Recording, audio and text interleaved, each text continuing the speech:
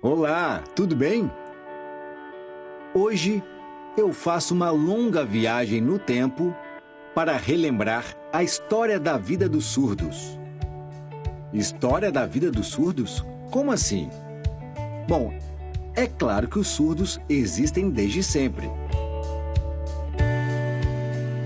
Mas nem sempre foram vistos como grupo social, como indivíduos. Foi um longo caminho até chegarmos à condição de hoje, com direitos assegurados e línguas de sinais reconhecidas. Por isso é importante conhecer esse passado.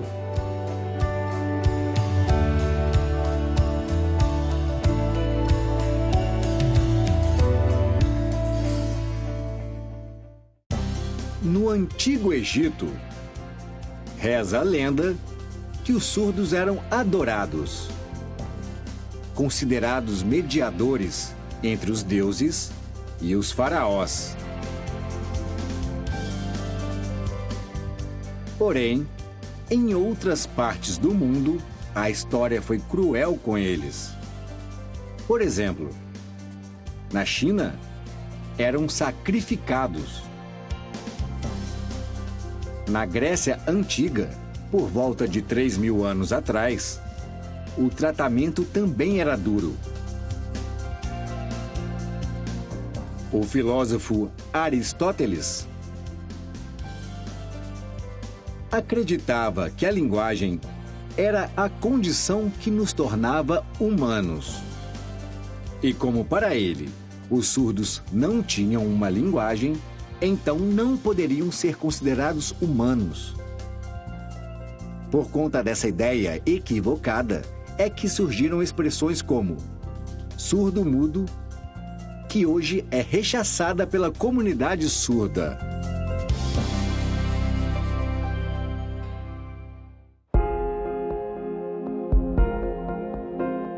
Os romanos pensavam bem parecido. Eles confundiam os surdos com deficientes mentais. Eles privavam de direitos legais, como fazer um testamento, por exemplo. No período seguinte, a Idade Média, a Igreja Católica também perseguiu os surdos. Dizia que suas almas não podiam ser imortais, já que eles não eram capazes de pronunciar oralmente seus sacramentos. Até o século XII, os surdos eram proibidos até de se casar, sem contar os que eram assassinados pelas próprias famílias. Vejam bem, todas essas barbaridades aconteciam na Europa pelo simples fato de os surdos não terem uma linguagem oral. Isso começou a mudar na Idade Moderna, mas especificamente a partir do século XVI. E por quê? Porque as famílias nobres que tinham surdos acabaram se preocupando com o destino de suas heranças. Então passaram a criar condições para que seus descendentes se instruíssem. O monge espanhol Pedro Ponce de León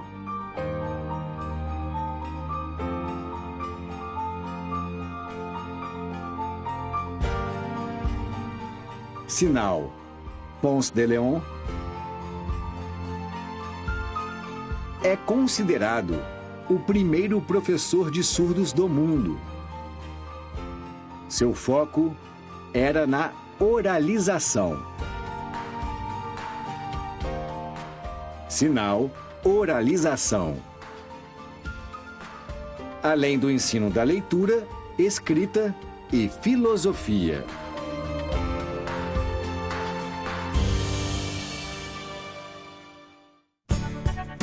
Outro expoente dessa época foi o padre espanhol Juan Pablo Bonet.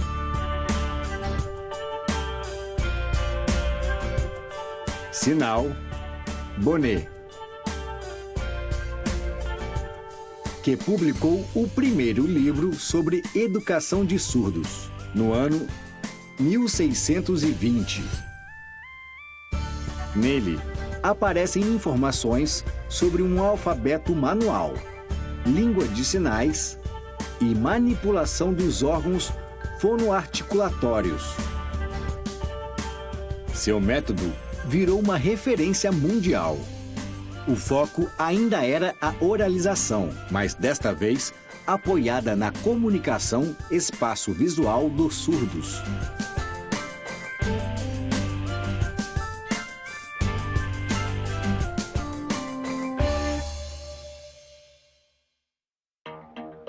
Mas foi apenas no século XVIII, com o trabalho do abade francês Charles Michel Delepé,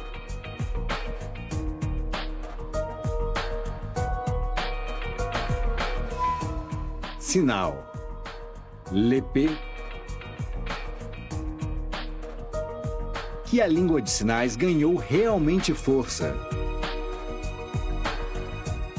Ele foi o primeiro educador a reconhecer que os surdos têm uma língua e que não precisam aprender um idioma oral para desenvolver uma linguagem. Além disso, ele criou o primeiro Instituto de Educação de Surdos do mundo, o atual Instituto Nacional de Jovens Surdos de Paris, sinal Instituto Nacional de Jovens Surdos de Paris. Em 1760. Graças a ele, a oralização deixou de ser o foco principal.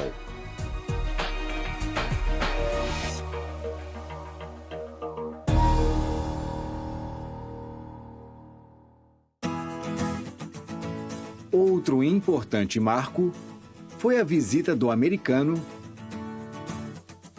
Thomas Gallaudet. Sinal Thomas Gallaudet. Em 1816, ao Instituto de Paris. Ele fez um estágio por lá, onde conheceu Laurent Clerc.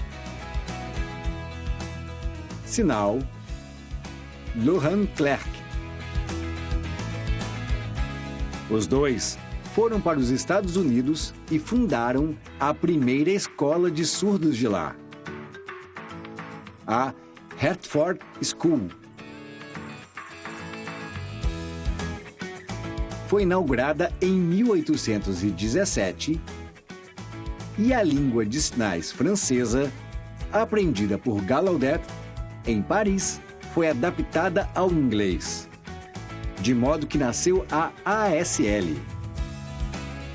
Em 1864, o filho de Gallaudet,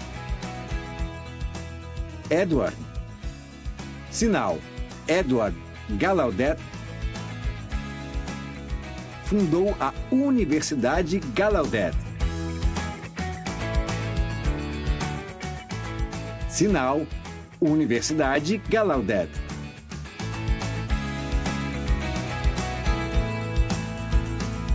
A primeira, cuja língua de instrução era uma língua de sinais.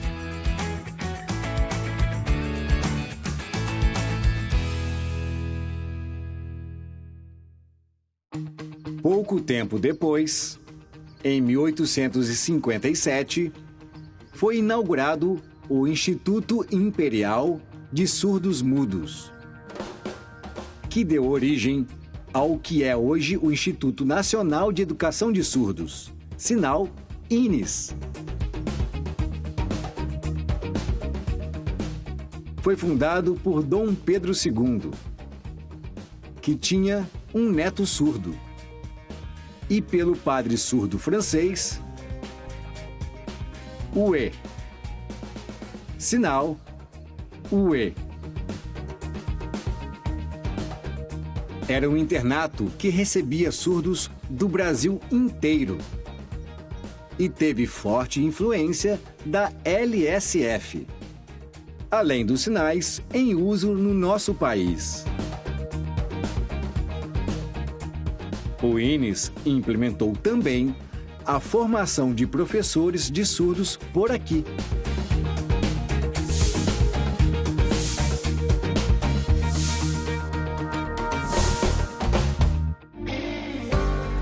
Parecia que tudo ia muito bem e que as línguas de sinais ficariam cada vez mais fortalecidas.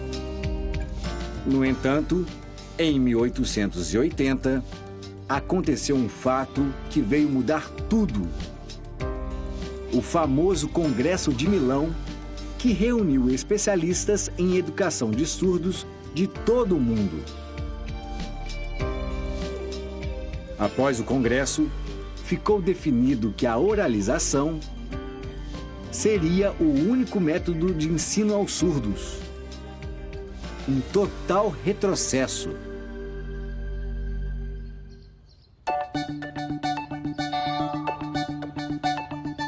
E até hoje existe uma luta para fortalecer a língua de sinais como a primeira língua dos surdos. Por isso, é tão importante conhecer nosso passado e recordar que o caminho foi longo. Então vamos relembrar alguns sinais apresentados. Ponce de Leon. Oralização. Bonnet. Lepé. Instituto Nacional de Jovens Surdos de Paris. Thomas Gallaudet. Laurent Clerc. Edward Gallaudet. Universidade Gallaudet. INES. UE. Com a Lei 10.436 de 2002 e o Decreto 5626 de 2005, a Libras foi reconhecida como segunda língua oficial do Brasil, contribuindo para a educação bilíngue. Mas as conquistas não podem parar. Espero que tenham gostado. Até o próximo A Vida em Libras. Tchau!